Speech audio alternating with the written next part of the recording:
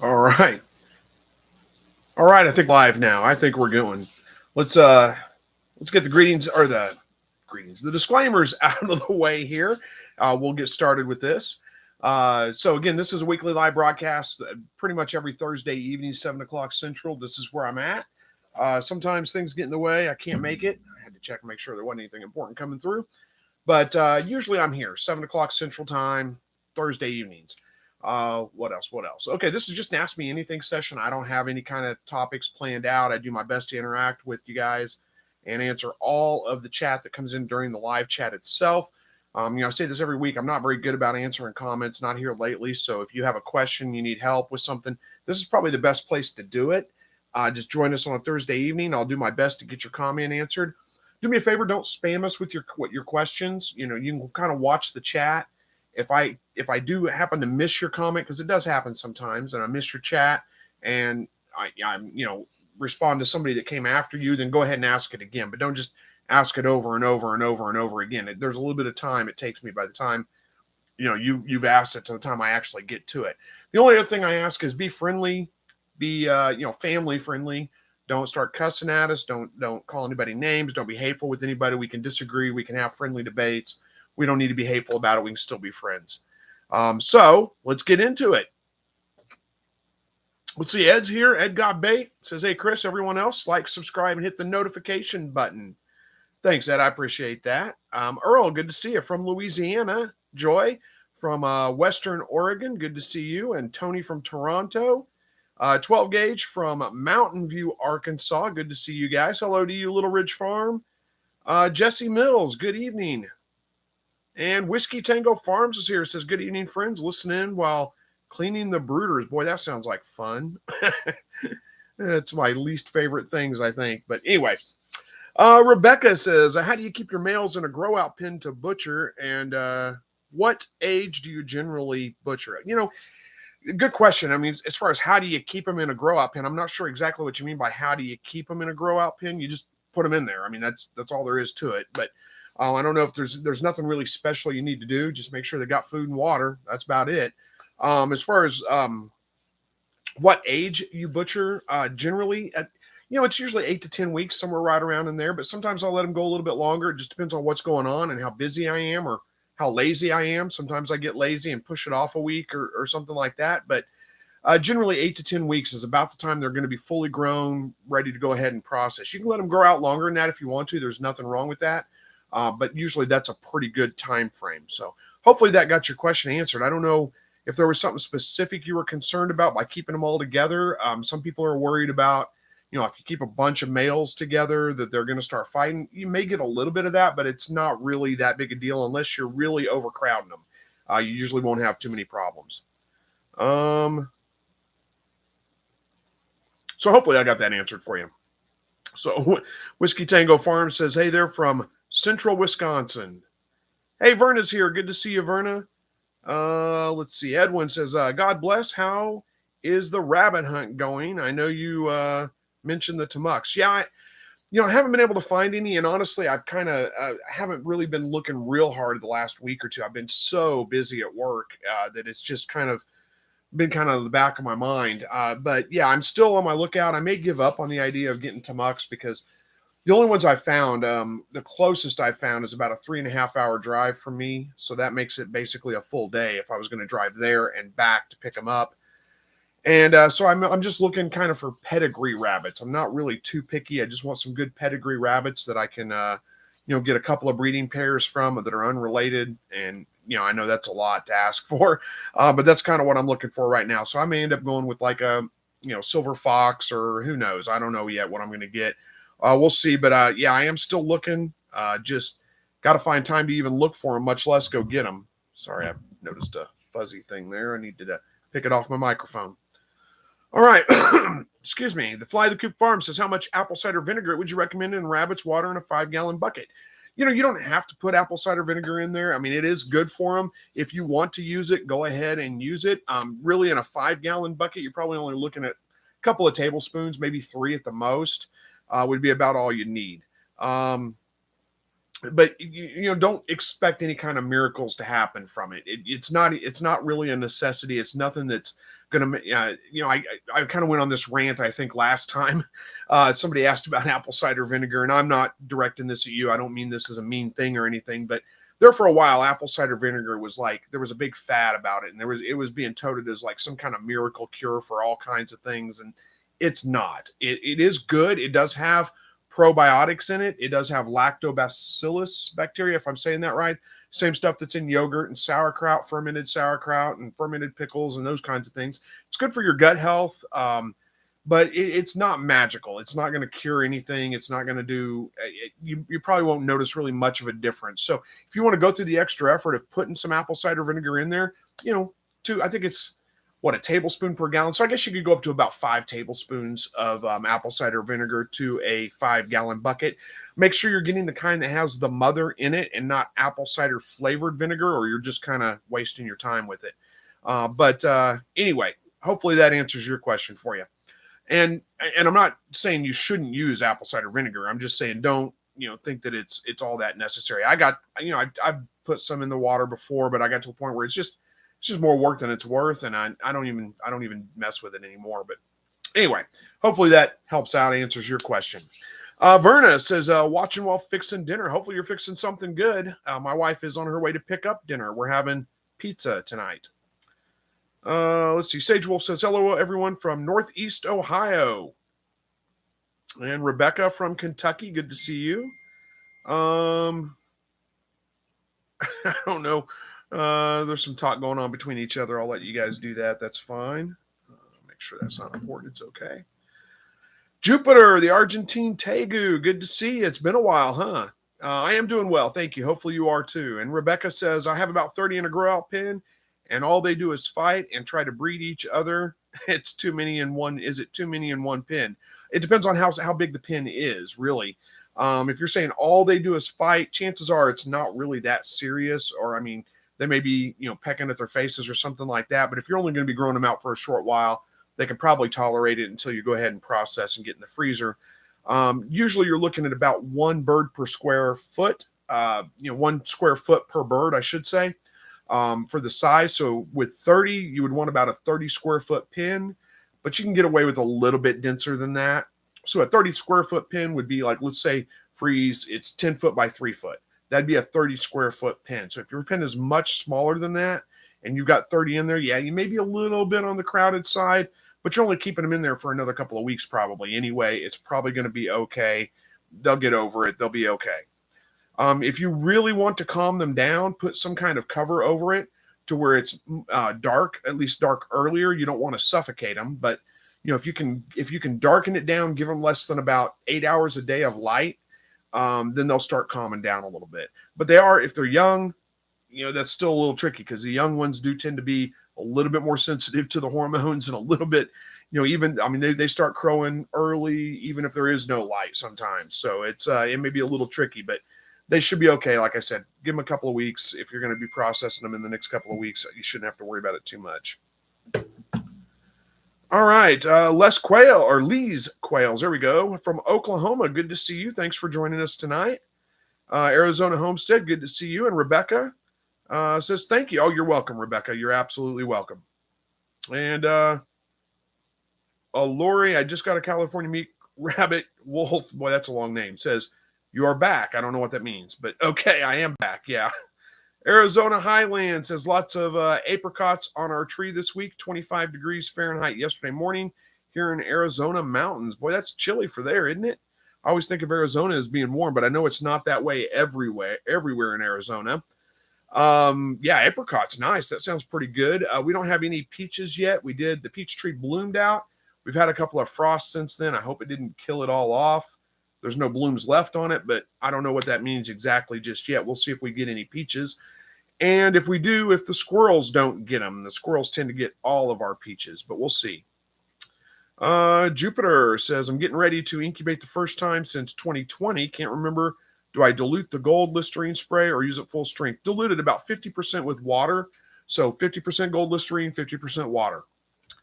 And if you guys are wondering what he's talking about, that makes a great sanitizer. I mist down my eggs with that before I put them in the incubator. And that kind of helps keep bacteria in check. So it really does help to improve your hatch rate. Don't do it, don't mist your eggs once they're in the incubator, but before they go into the incubator, mist them down 50% water, 50% gold Listerine. If you can't find gold Listerine, you can use rubbing alcohol, hydrogen peroxide. There's a lot of different things you can use. I just prefer gold Listerine. It works pretty well. All right. A couple of people talking to each other. I'll skip over. Hickory's Tiny Farm says, hey, Chris, how's it going, brother? Have you done any planting in the 5-gallon buckets or vertical planters? In 5-gallon buckets or vertical planters? I have tried a few things in 5-gallon buckets, and they do just fine, but I don't usually use 5-gallon buckets. Usually I'll use, if I'm going to be doing any kind of container plants, it's going to be like Rubbermaid tubs, bigger Rubbermaid tubs. Let's see, I have one. If I can move out of the way, you can kind of see one back there in the back, kind of that size back there. I don't know if you can see that or not. That does not have a plant in it. It's a storage container, but that's kind of the thing that I do use. As far as vertical plants, or vertical planters, I'm not sure if you mean like a garden tower type thing. I haven't really done any planting in any of those kinds of things. It wouldn't be really any different than doing it in a regular container, I wouldn't think. But I do grow lots of things vertically from the ground, like my cucumbers. When I grow cantaloupe, I grow that vertically up a trellis. What else?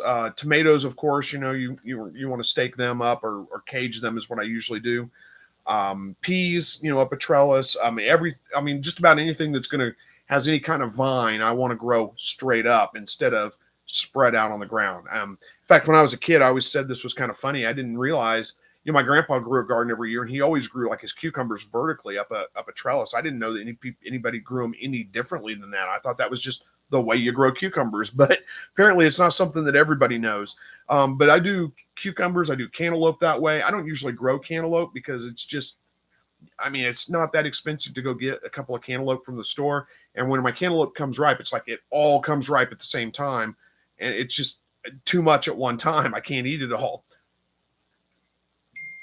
So anyway, hopefully that helps out. Hang on just one second. Sorry. Okay. All right. Who's that?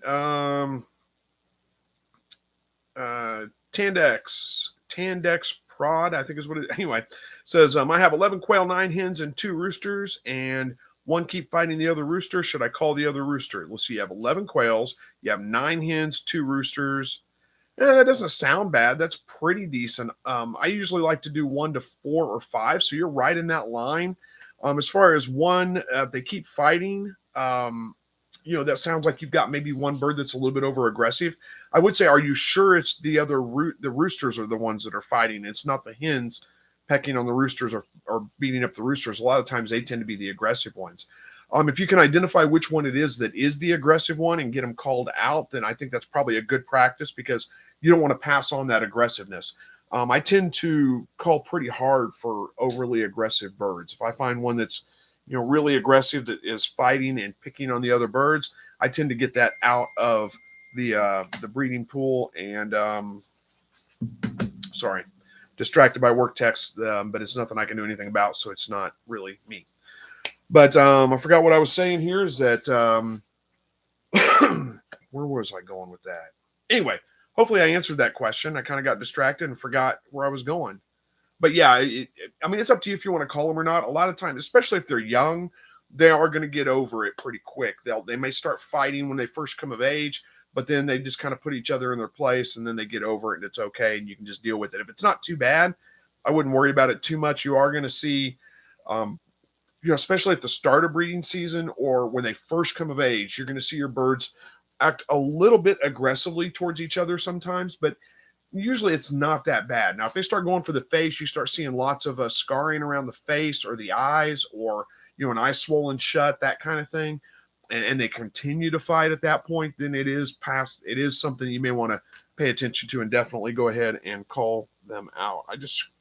Hang on just one second. I scratched my arm here. I'll be right back. I'm going to go grab something to keep myself from bleeding all over myself.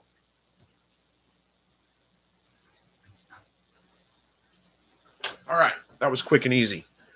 Just wipe that off. It's not bad, so I just had a little, you can't even see it probably, just a little scratch there, and it kind of itched. I scratched, and I ended up scratching a scab off, so it was bleeding. So, back to it. Jupiter says, what do you like on your pizza, Chris? Well, I am a carnivore. I like the meats. Actually, I'm not too picky.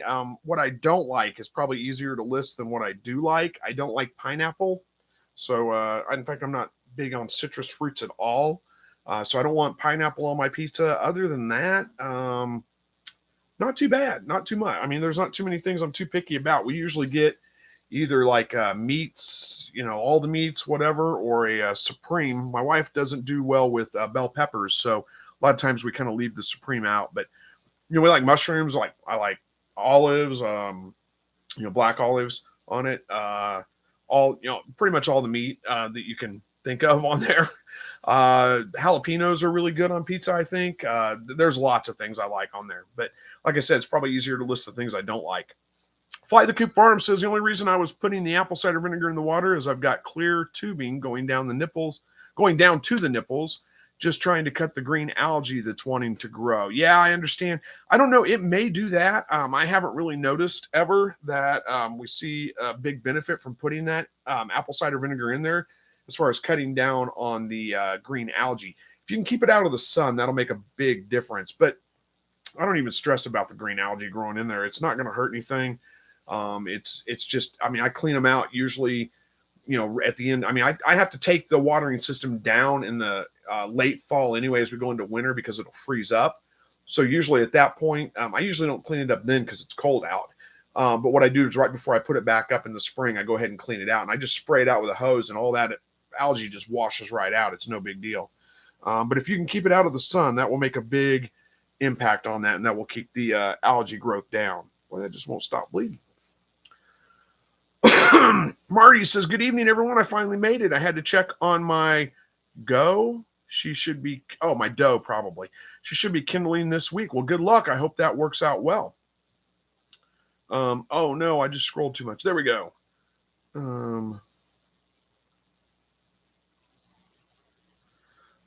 Uncle Dude says, howdy from Bug Tussle, Oklahoma. I've never heard of Bug Tussle, Oklahoma. I got to look that up and see where that is. Let's see. Bug Tussle, Oklahoma. Yep, that's a real place. It is. Where is that in relation to the rest of the state? Oh, that's way down. That's south. No, I guess not southern Oklahoma, but it is pretty far south. Down by like Eufaula and McAllister. I guess I've driven right through there probably, but didn't even notice the name. Anyway, thanks for joining us. Glad to see you.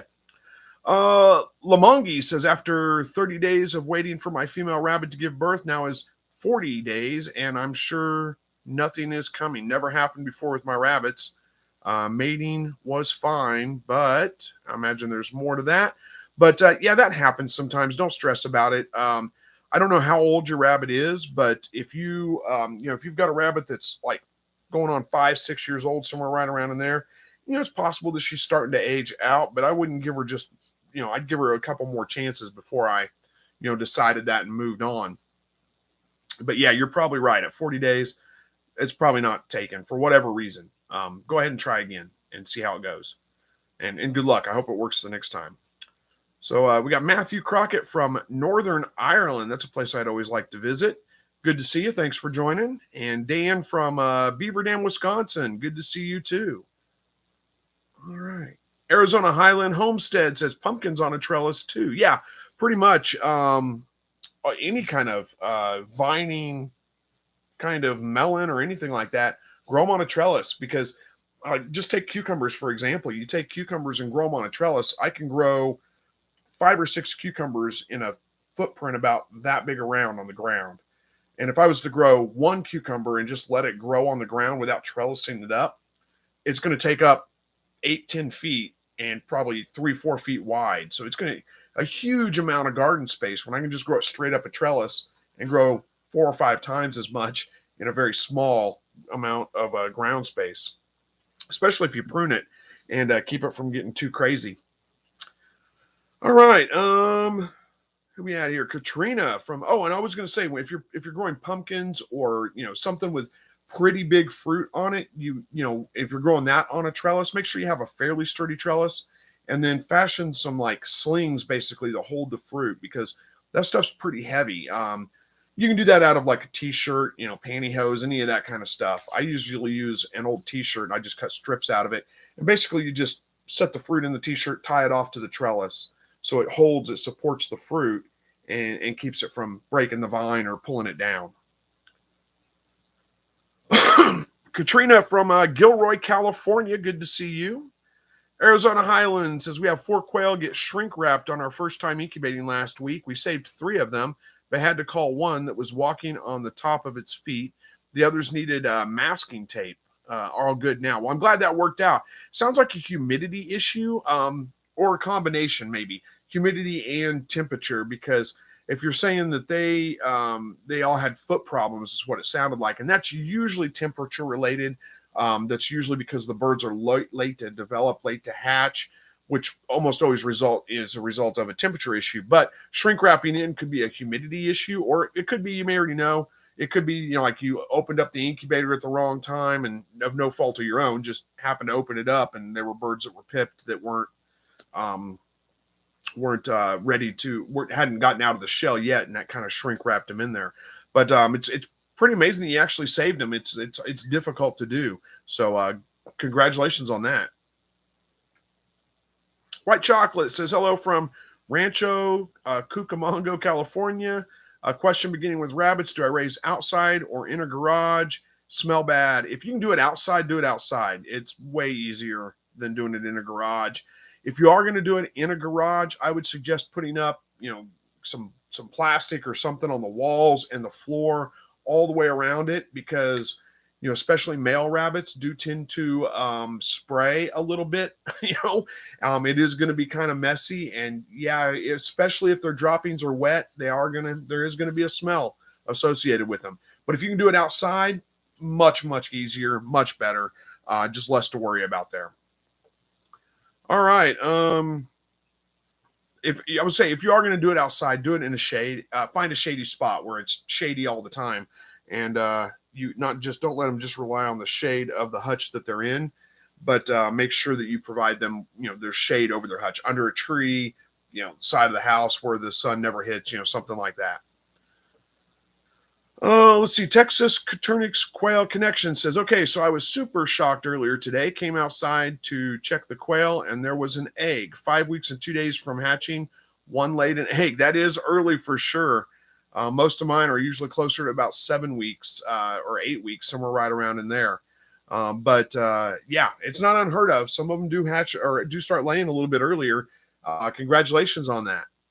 Katrina says, do you have yarrow? If you put a leaf on the cut, it will stop it from bleeding. Oh, okay. No, I don't have yarrow. I'm not even sure what that is right offhand. Let me look that one up. Yarrow.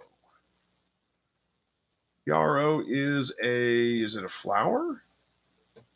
Looks like ragweed in the pictures almost. Oh, it's bloodwort. Okay, I know that name. Devil's nettle, old man's pepper. Okay, there's a whole bunch of names for it. No, I wasn't familiar with that one. Good. Yeah, it's about stopped now, I think. So I think we're good. All right. B Tech Wind Solar says, hello from 30 minutes north of Toronto. Just cooled down. Was in the 70s. Now going to be 50s, 40s, and 30s. Glad I know my Fahrenheit. Yeah, probably. Yeah, I don't know Celsius very well. I always have a hard time making that conversion from Fahrenheit to Celsius. It's weird. Yeah, we had the same thing going, but it's that time of year. I mean, it's, our average last frost date's April 15th. So we're one day, tomorrow would be our average last frost date, but that's the average. So it's not uncommon for us to get frost after that, or even, the last frost before that necessarily, because that's the average. And we had frost this morning. It wasn't terribly cold. I think it was, 33, maybe 34, somewhere right around in there.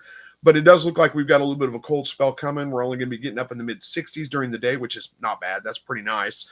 And down in the 40s at night for, the next week, something like that. But again, it's that time of year. So Three Stone Homestead says, when do you put the nesting boxes in with your expecting rabbits? When they're ready for them. And I know that's kind of a convoluted answer, but there's more here. It says, I have a doe that is supposed to be kindling next week. First time mama.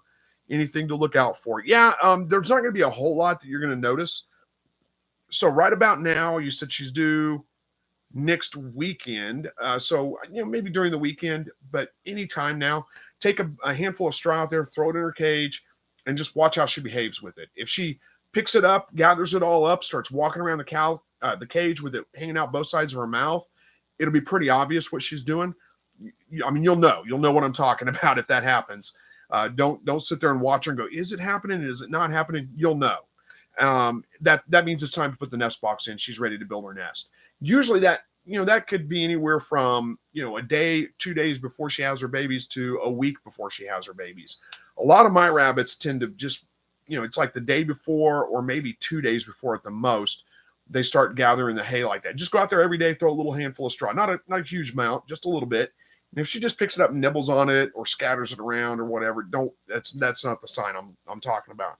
But if she does pick it up, gathers it up in her mouth, and it's pretty obvious what she's doing, then go ahead and put the nest box in. At that point, she's ready to build her nest. All right, GC Rocky Mountains. I think that was what GC Rocky Mountains. When changing your quail for breeding, do you just get new males every year or two, or keep to keep genes? I've heard father and daughters, but not brothers and sisters. New to breeding quail. Thanks. Thanks. A B. I don't know what the last part of that. A B C A. I don't know what that means, but yeah, it's not that big of a deal. Inbreeding with quail is really not a big concern. You have no way of knowing which ones are brothers and sisters or any of that kind of stuff. I just don't worry about it too much. I do tend to bring in some new blood about every couple of years, maybe 2-3 years, something like that. But it's not one of those things that I really keep track of real closely. I just every once in a while bring in some new blood. But that's all you got to worry about. Other than that, it's not a big deal. Just go ahead and breed. Keep them. You can do that for several years and not have any problems at all. Kevin says, "How do you hear from north of the 49th?" I don't. Oh, Canada. I was gonna say it's probably somewhere in Canada. Said Alberta. Having a hard time talking. Alberta, Canada. There we go. 27 degrees Fahrenheit. Holy cow, that's chilly for this time of year. Well, for us, probably not for you. It's probably normal for you. Ron says AB, I think, is Alberta. That would make sense, wouldn't it? Okay, thank you. And you just woke up. Well, thanks for waking up and joining us. And Kevin says that is correct. It is Alberta, Canada. Well, shows how much I know. All right. I've just about reached the end of the comments. I'm getting ahead of myself here. S. McKee says, I just got here. Anything happened? And watched Rose Red Homestead, where she showed how to dehydrate and freeze dry eggs for future cooking. Interesting. I'm not familiar with that channel. I'll have to check them out too. Rose, what was it? Rose Red? Rose Red Homestead. Rose Red Homestead. Oh, look at that. There's a whole bunch of stuff. Canning and all kinds of stuff. She looks like a nice lady. I'll have to watch some of her videos later. Rebel says, listening to the shop while I'm driving to get some quail chicks. Awesome. Well, hopefully they are good ones. Uncle Dude says, I'm just getting started. I'm getting a dozen 2-week-old quail chicks this weekend. How long should I keep them in the brooder box before moving to cages outdoors? Oh, good question. Chances are at 2 weeks old, I mean, check where you're getting them from if they've got them weaned off the heat lamps already. But if you're going to keep them inside in a brooder box, you probably don't even need to put any heat on them because they're probably fully feathered out at 2 weeks old.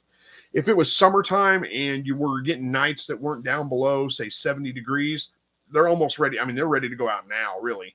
But, depending on where you're at and what your temperatures are, like here, it's going to be getting down in the 40s and, maybe even the high 30s at night. I'd keep them in for maybe another week to 2 weeks, probably 4 weeks, 4.5 weeks, somewhere right around in there. Go ahead and move them out. But again, you probably don't need a heat lamp on them if you're keeping them inside and your house doesn't get below, say, 70 degrees or 65 degrees at night, or I shouldn't say at night, but just if you keep the temperature in your house above about 65 degrees, they're probably okay without a heat lamp, but check with who you're getting them from if they've got them weaned off the heat lamps already. If they don't, then, you might want to put them on a heat lamp when you first get them. Say, try to keep it around 75, 80 degrees, somewhere right around in there for a couple of days. Then, reduce it down to, say 70 degrees and, give them a couple of days at that. And then you can probably just remove the heat lamp at that point. Jupiter says, have a good night, Chris, and enjoy the pizza. Well, thank you very much. My wife just got back, so she's probably enjoying it right now, but I'm not starving or anything. I'll wait until after we're done here and I'll go eat some. Helen says, hey, from Brisbane, Australia, our nights are starting to cool down now, 60 degrees Fahrenheit. Yeah, that's that we've had a couple of nights where it stayed in the 60s, but not very many. We're usually getting down the low 50s, mid 50s, somewhere right around in there. But like I said, we got a cold stretch coming where we're going to be in the 40s and 30s, but we're warming up. You're going the other way around. You're getting cooler. We're starting to warm up now. We're going into summertime here. Rebel says, my Celadon quail are laying brown spotted eggs, but the seller swears they are Celadon quail hatched from blue eggs from parents hatched from blue eggs as well. Sounds like there's probably some genes mixed up in there, because if they're laying brown spotted eggs, they're not blue, they're not Celadon quail. And they may carry a recessive trait for Celadon, but that's not a Celadon layer. So chances are if you breed them, you'll get some Celadon layers out of them.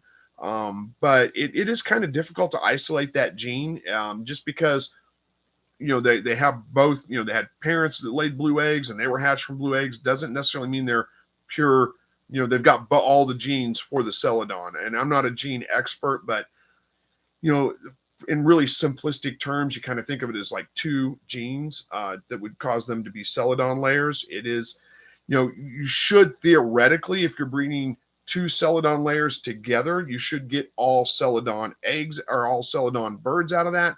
But it sounds like they didn't for whatever reason. I couldn't tell you if maybe they're mistaken. I doubt they're lying to you, but maybe they're mistaken. But yeah, it doesn't sound like you got Celadon layers there. Natasha from New Zealand, good to see you. And you got 8 days to go with your first quail hatch. Well, good luck with that. I hope it turns out well. How are we doing on time here? Yeah, we got about 25 minutes left. All right, B Tech Wind Solar says, how do you deal with poop getting stuck on the chicks' feet? I noticed these chicks hatched out have this issue, but a batch of 25 eggs I got from a farm all have clean feet. I don't have too many problems with that. I'm assuming you're talking about like in the brooder box. I don't have any problems with it at all, especially or in the grow out pens, because it's all wire bottom and the droppings just fall through.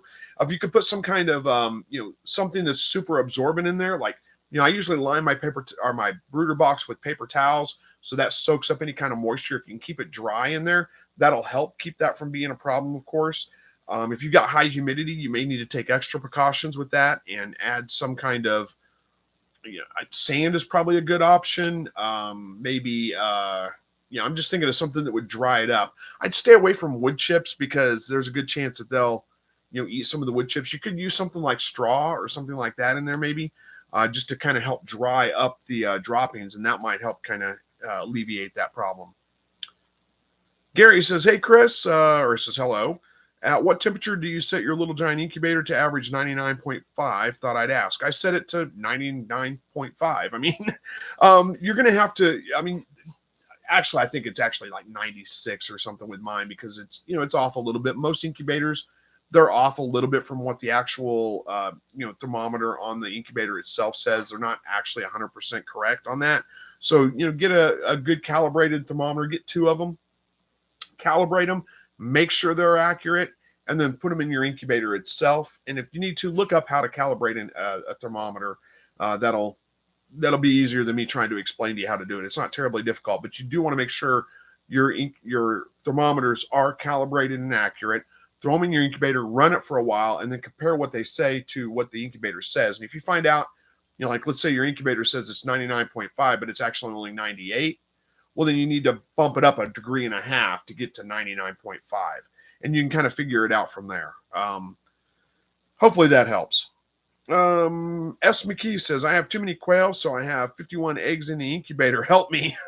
I'm not sure I can help you, but yeah, that's 51 eggs in the incubator. You're getting ready to have a whole lot of quail, probably.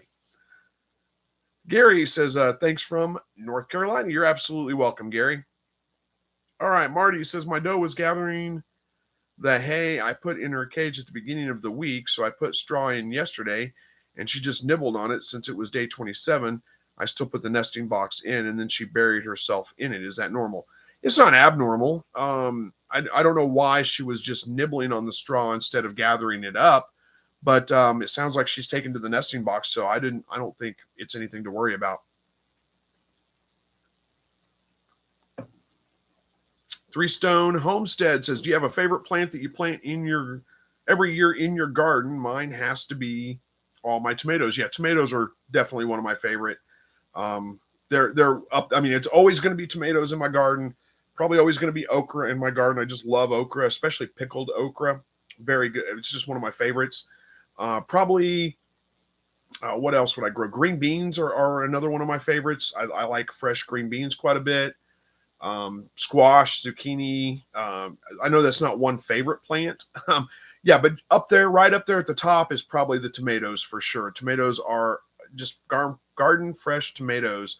And I'll tell you a little secret. You take that first fresh beefsteak tomato out of the garden and then get you some fresh basil and chop that basil up real fine, mix it in with some mayo, a couple of pieces of bread, butter them on both sides, grill them in a cast iron skillet until the bread's nice and toasted. And then smear that basil mayo on there, slap a piece of tomato on there with a couple of slabs of bacon, cooked bacon, of course, and some lettuce on top of that, and you will have the best BLT you've ever tasted. It just screams summertime. It's so good. I always hold out. That's the very first tomato always gets used up that way. Katrina says, all mama rabbits have babies again. Wait, your rabbits, I'm guessing you're saying. Okay, all mama rabbits have babies again. Last batch of the season. The doe who lost a litter because her milk didn't come in last time has a litter that's doing great. Yeah, it's not uncommon for them to have a failed litter every once in a while. It's not like like you're just saying right there. They do great the next time usually. So I usually don't give up until I've got like 3 failed litters in a row, something like that. And then I'll give up on them. Gary says, mine is set at 99.7 to get 99.5. Oh, it sounds like yours is fairly accurate. So you're doing pretty good. GC Rocky Mountains. Off for supper. Have a great night. Thanks for your help. You're absolutely welcome. You have a good dinner and a good night yourself. Uh-oh. Somebody at the door? I think somebody is at my door. My dog. I don't know if you heard him. Oh, he's alerting. Thinks he's protecting the house. All right. Three Stone Homestead says, do you have a problem with squash bugs with your zucchini? What do you do for that? I have such a mess this year. I don't have big problems with squash bugs. I have big problems with vine borers. The squash vine borers are the biggest problem I have. There's a couple of things that you can do to kind of combat those. I don't know that I have a great answer for you because I don't have huge problems with squash bugs. What I find, usually, whatever predatory bugs are around kind of keep them in check for me. So it's not a big deal. But the best thing that you can do is probably, well, I shouldn't say the best thing, but one good method of being able to address this. What I don't like, let me back up. I'm sorry. I'm getting all jumbled up here trying to figure out how I want to address this question and try to help you out. It might be, you say you get these mixed up, squash bugs or vine borers. Okay, squash bugs look a lot like a stink bug. The adults do. And they tend to live on the leaves of your plant. They'll lay eggs in clusters on the undersides of your plant leaves. Vine borers, I very seldom ever see them. They're a little moth that looks kind of like a wasp, but it's a clear-winged moth that's active during the day. And I very seldom ever see those. But what you'll notice from the vine borers is that on the stem, down close to the base of the plant, usually if you have vine borer problems, what's going to happen is you're going to see a little hole in the stem, and it's going to look like a bunch of sawdust around that hole and maybe on the ground right around there where the egg is hatched and the vine borer has the grub has burrowed into the stem of the plant. Most of the time, if you're not really paying attention, the way you notice it is your zucchini plant looks great, and then you come out the next day and it's just all sagged down to the ground, drooped down, and just about dead. And it's just like that. I mean, it's quick. So most of the time when you notice it, if you're not paying real close attention, it's too late. So a couple of things that you can do to address those things, though, is try to keep your lower leaves of your zucchini, your squash, all that kind of stuff, keep those pruned off so you can see it better. It kind of, alleviates some of that clutter so you can see at it. And just inspect your plants fairly frequently. A lot of people say daily. That's not bad practice. That's good practice. But even if you're doing it every couple of days, inspect them pretty closely. The vine borer eggs are going to be single eggs laid on the stem of the plant, usually at the base of the plant. They can be up higher in the leaves and things, but it's not common. It's usually at the base of the plant. And they're going to look like they're about like a strawberry seed or something, a little red egg about the size of a strawberry seed, pretty tiny. And if you can find those and scrape those off into a cup of soapy water or something like that before they ever attack your plant. Now, if you do notice the little hole in the plant and the sawdust, stuff around there, and your plant's still healthy, you can actually dig that worm out of there. Just take a sharp knife or a razor, cut right there at that hole. I mean, don't cut all the way through the plant, but cut a little bit. Just go slowly and easily and kind of open it up a little bit. Find that grub and dig it out of there. Usually there's more than one. Usually there's 2 or 3 at least, but you can dig them out of there, and then the plant's usually fine. So it's not that big of a deal. For squash bugs, one of the things that tends to work pretty well is to take some Dawn dish soap and maybe a tablespoon for a gallon of water, agitate it so it gets good and sudsy, and then go and spray the undersides of your leaves. Do this like in the evening time after the pollinators are done. It's not going to have a lasting effect to kill them, but if you get soapy water on a bug, it can definitely kill them. So you don't want to do that when the pollinators are around. You don't want to spray the bees and that kind of stuff with it, but you can go out and spray the underside of your leaves. Also look for the clusters. They're pretty easy to spot. You can usually spot them pretty easily, and just rub them off the leaves into a cup of soapy water or something like that. Get rid of them. Those are probably the best practices. I would advise against using anything like any strong pesticides, especially things like 7-Dust. Those are just broad spectrum. They'll kill everything. And one of the reasons I don't have to use a lot of pesticides is because I don't use a lot of pesticides. So what has happened over time is that I've built up a population of like predatory bugs that keep all of the bad bugs in check. And it's usually not a problem. Like aphids, for example, I've had problems with aphids before, but I don't anymore. I have ladybugs, and they just come back year after year after year, and they keep the aphids in check. It's never really a big issue. So I have praying mantis that I see in my garden all the time. I mean, they come around and they keep everything in check for me, and I don't have to worry about it too much. But the squash vine borer is one of those that's difficult for me. I do have problems with it. Hopefully that helps a little bit and gives you something to work with. Lillian says, I have a doe that could be her faking pregnancy, but I'm not sure. She's on day 36, and I've been seeing tons of rolling movements in her stomach. Have you seen kits moving in your rabbits? Not really, because I'm usually not watching them that closely. But who knows? Don't give up on her. Maybe you get your timing off a little bit. Maybe you didn't write the date down exactly like you thought, or you're calculating things wrong, or maybe she is still pregnant at 36 days. I mean, it's unusual, but it's not unheard of. So especially if she is exhibiting nesting behavior, go ahead and put a nest box in there. Give her a week. See what happens. Ruby Red says, have you ever had issues with rabbit cherry eye?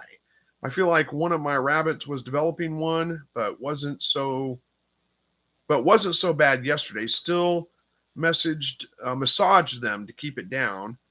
Do you breed them or cull? I'm not sure no, I haven't had problems with that. Let me look that up. Cherry eye in rabbits. What is that exactly? Oh, it's a prolapse. Okay, a gland prolapse. Huh. I've never heard it called that before. So yeah, you shared something new with me. No, I don't know. I don't know the best way to treat that. I've never had that issue before with my rabbits.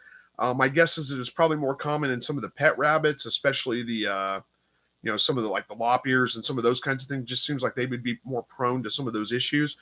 I did have problems with nest box eye when I had giant chinchilla. Those babies seemed to be pretty prone to nest box eye, which is an infection in the eye. So I don't know if you can treat it the same way. And the way I treat nest box eye is brew a cup of chamomile tea with honey in it, and then use the tea bag itself, swish it around in there, and just wipe their eye out, clean their eye out with that. And that, the honey has antimicrobial, antifungal, antibacterial properties to it, and it does help clear up that infection. And you can get antibiotic eye drops for them. So if you're having those problems, and you can't get rid of it any other way, that may be the way to do it. That'll clear it up pretty quick. Just talk to a farm supply store or something like that. They should be able to provide it for you. S. McKee says, do you know what to do for apple maggots? I've had apple trees that I can only get a few apples off of each year. Look into it a little bit. I'm not 100%. I don't grow apples because they're not my favorite fruit. But most caterpillars, maggots, any of those kinds of things can be controlled with BT, which is, what's it? I can't remember what that stands for. BT for caterpillars. There we go. It's a, what's it? I can't find the full name. Bacillus thuringiensis. I don't know. You'll have to look that one up and try to pronounce it yourself. But it is a it's a naturally occurring bacteria that it is an organic treatment, so you don't have to worry about it. It won't kill everything out there, but it is very effective on keeping caterpillars and worms and things like that in check. But it is a naturally occurring bacteria that once they ingest that, basically it kind of just makes them not feel hungry, so they end up just not eating and then dying off. So if you have a bad problem with that, that's a good one to help keep them in check, because it is, again, a naturally occurring bacteria. It's a natural treatment to be able to take care of that. Look it up and see if it'll affect them. Let me do that search for you. Let's see. BT for apple. Let me do a quick search here. Let's see. The most important apple maggot. Okay, there's a whole deal from an extension office, life cycle, damage, how to protect your trees, keep your garden clean, bag the apples, sticky traps, and it says pesticides, and there's a plus sign. There we go. I don't see where it's talking about BT, so I don't know if that would affect it or not.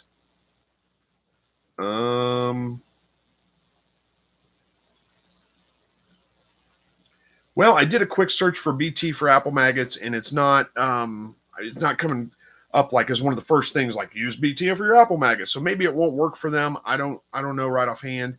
It's not something I have to deal with. So unfortunately, I just don't have a great solution for you. Maybe check it out, look into it, and see. It would be an easy one if it does work. Katrina says, just kicked Oviraptor out of the nest box. Broody doesn't have a boyfriend and just collected eggs. She just went back in and is now broody on nothing. It took a few days to break her of it last time. Interesting.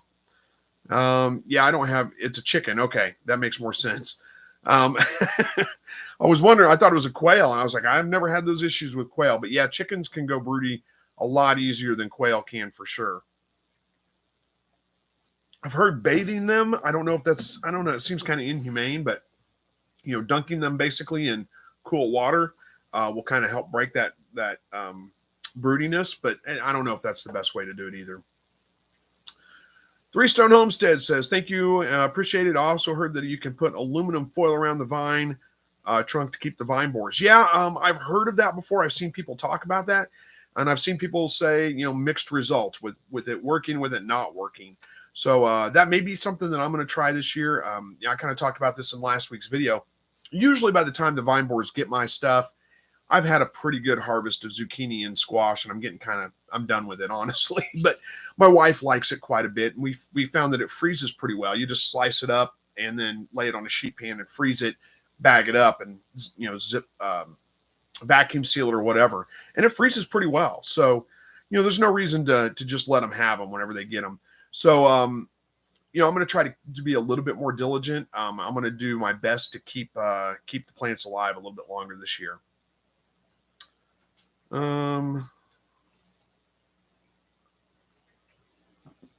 Katrina's talking to McKee Permaculture. Oh no, wait. I don't know if that's McKee Permaculture Orchard, or I don't know what. I think you're saying Permaculture Orchard has a video on this using molasses traps for the apple maggots, is what I'm guessing. I saw a mention on that website. I was just kind of scrolling through it. It said something about pheromone traps. That may be something to try as well. I'm thinking about getting, in fact, I'm debating on trying out pheromone traps for the squash vine borers. They're basically a sticky trap with a pheromone bait in it that would draw the moths in before they laid their eggs. They work great for Japanese beetles. So I've had good luck with that. I don't know how well they'd work for the problem I have with them was I read the description. They're not terribly expensive, $15-20. You get like a pack of 2 of them or something. And they last, they say 6 to 8 weeks, something like that. So that's pretty good time frame. That's not bad. But they do say try to protect them from wind and rain. And how am I going to do that by hanging it? I mean, where am I going to hang that in my garden that's going to be protected from wind and rain? I don't know, but we'll see. I may try it. I don't know. 12 Gauge says, y'all have a good night. Are we running out of time? Oh, we got 10 minutes left. Y'all have a good night. Thanks, Chris. God bless. Thank you, too. And God bless you. Hopefully you have a good night. S. McKee says, thank you. Between the squirrels and the maggots, I've just been thinking of cutting them down. Man, I know that problem. Squirrels are my nemesis here. They, I don't mind sharing with the squirrels. The squirrels don't share with me. That's the problem I have. We have, a peach tree out there, and last year it didn't really produce a whole lot, but the year before it was loaded with peach. I mean, loaded with peaches, and we didn't get a single one. The squirrels got every single one of them. So I built a squirrel trap. I did a video on it, a long time ago when I built it. And I baited up with some, bird seed or, soot, whatever. And it does a pretty good job. I've caught, I've started a little bit early this year and tried to thin them out a little bit. Whenever I see, I live in town, so it's not like I have a huge amount of woods behind me or anything like that. And when I see like 4 or 5 squirrels out there running around together all at the same time, I know it's time to thin them out a little bit. They're starting to run out of food supply. I can't blame them for eating the peaches. I mean, they just want something to eat. But there's no reason we should have that many squirrels running around. There's more than enough. So I thin them out a little bit. And I've caught about 6 or 7 of them so far this year. I don't even have it baited right now. I'll wait until a little bit later. Katrina says that 1870s Homestead did an experiment with the foil and athletic tape for squash borers. I've actually seen that. I remember seeing that video with the athletic tape. That looked like a pretty good idea. It's the same concept as using foil. It just wraps around the good thing about athletic tape is it's real stretchy and flexible. So yeah, you could wrap that around the vine to keep the squash borers from burrowing in. But it's flexible, so as the plant grows, it can stretch, and it's not going to constrict it. So that would be pretty nice. Oh, no, Pacific Northwest says you skipped my question. I'm sorry. It's pretty slow now. Go ahead and ask it. I'm sorry if I missed it. There's a whole lot of going on here, and sometimes I miss one or I think you're talking to somebody else. I tend to skip them whenever you're addressing somebody else. It doesn't bother me if you want to talk to somebody else, but I tend to skip over those comments whenever they're coming through and let you guys just talk to each other. So if you want to go ahead and ask it now, I'll do my best to get it answered. I'm sorry I missed it. Ray says, what do you use as bait to catch squirrels? Bird seed, peanut butter. We've used those soot, soot cakes you would put in bird feeders for woodpeckers and things. Where apparently peaches would work pretty well because they love my peaches. Just about anything you can think of, squirrels will eat. And it's basically just, I just made it out of like cage material, like rabbit cage material. It's about, oh, I don't know, yay long, about that wide, something like that, maybe a little wider, about that wide. It's got on each end, it's got like a tunnel basically that goes through to the middle, and then it's got these doors that are latched on the top, so they lift up like this. So basically, you bait the center of this thing, and the squirrels, they're tenacious. They'll figure out a way to get in if there's food in there, and it gets the best of them. They go through that door. That door swings closed behind them. They can't get back out. So it works pretty well. But again, you can look back at like one of my previous videos on. I made it. I mean, you can check it out on my. You go to my channel page, search my videos, and you'll find it, and you'll see kind of what it was. Wasn't terribly hard to make. They do sell squirrel traps. I almost bought one, but it was like $35 or maybe $40. And I was like, I can make that. I don't need to spend $40 on that. So I made it. Steven from Wyoming, good to see you.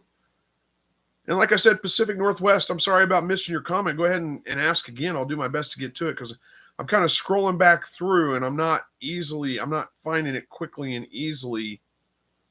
But, that may be easier said than done sometimes too. Ray says, just moved over 30 quail to the new stacked quail cage. My wife was about to choke me out because most were males and crowing contests were at a fever pitch. Yeah, especially as those young ones grow. Those young males, man, they'll crow all night long. It's crazy. But as they get a little bit older, they calm down. It's not as big of a deal. But yeah, the young ones, man, they, like I said, crow in the middle of the night, pitch black. They're crowing, Let me see if I can find Pacific Northwest, your question. I don't see it right here. Hey, Max, come here, buddy. Somebody asked on my video last week. I don't know if you're in here. I don't remember who it was. I saw the comment come through, but like I said, I haven't been very good at responding to him. I want to know if Max's paw was okay, his back right paw. He probably saw him in the video lifting it up. He blew out his ACL, basically. That's not what it's called, but it's the equivalent of us doing that. Had to have surgery, and he's doing okay. He's doing fine, but he does still tend to lift that paw up and not use it nearly as much. It is really his elbow or his knee, I guess it is, not his paw that's bothering him with that. But it doesn't seem to be bothering him anymore. It doesn't seem to be painful or anything like that. He did go through surgery for it. But he doesn't. But he does tend to still just kind of lift it up, especially when he's just standing around. Sometimes he does. He even holds it up when he walks, but it really doesn't seem to be bothering him now. All right. We're getting close to being done here. I'm still waiting on Pacific Northwest to see if you'll leave your comment again so I can get it answered for you. I'm trying to scroll back through and find it, but I'm not seeing it.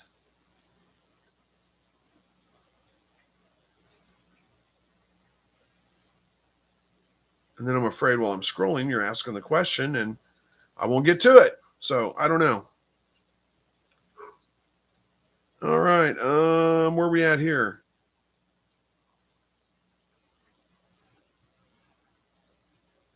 Gary says, I have 2 traps in my yard. I just put it in a wooden box. 215 caught so far. No food at all. Squirrels are curious. Interesting. 215. Good grief. That is a lot. You probably have a bigger problem than I do.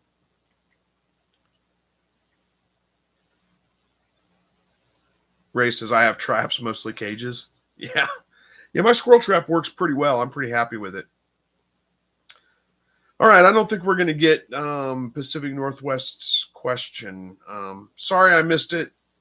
Sorry I didn't get to it, but we're getting pretty close to wrapping this up. The comments have started to slow down quite a bit, so it's probably a good time to go ahead and just end this one for tonight, go eat dinner with my wife, go to bed so I can get up for work in the morning, and it's Friday tomorrow, so that's good news. Anyway, thank you guys for joining me tonight. I appreciate it. Always look forward to hanging out with you for about an hour, and thanks for all your comments that make the live broadcast possible, because otherwise it would just be me sitting here doing nothing. I don't have any topics planned out. So we'll see you guys next week. I hope. I don't see any reason why I shouldn't be here live next Thursday. And as always, God bless. Take care and good night.